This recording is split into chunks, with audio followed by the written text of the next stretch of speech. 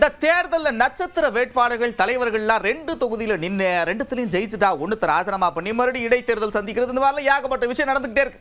இதை மக்கள் எப்படி பாக்குறாங்க?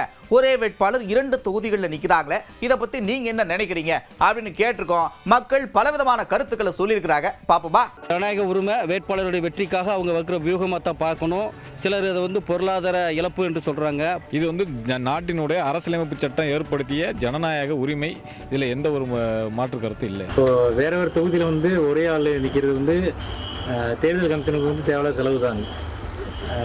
அது தனித்தனியாக நிற்க வச்சுட்டு ஒரு வேற ஒரு ஆள் நிற்க வச்சுட்டு போயிடலாம். இது செலவு குறைக்கிறதுக்கு இதாக இருக்கு.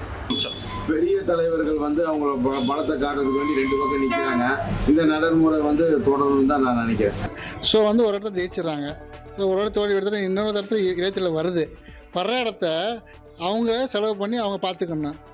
அதை விட்டுட்டு கவர்மெண்ட் செலவுனா எல்லாருமே டேக்ஸ் ப்ராப்ளம், நாங்கள் தான் டேக்ஸ் கட்டுறோம். அவங்க ஒரு தொகுதியில் 2 போகலாம். இதனால் மற்ற பணியாளர்களுக்கு சிரமம், மற்றபடி மக்களோட வரி பணம் வீணாகுது.